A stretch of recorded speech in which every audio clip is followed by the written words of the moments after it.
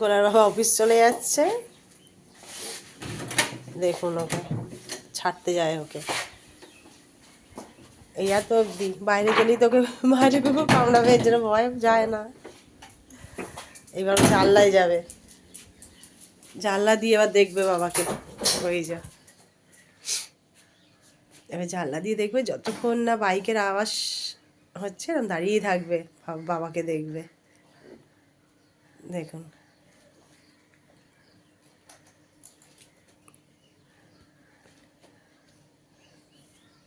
একটা মানুষও এরকম করে না, দেখ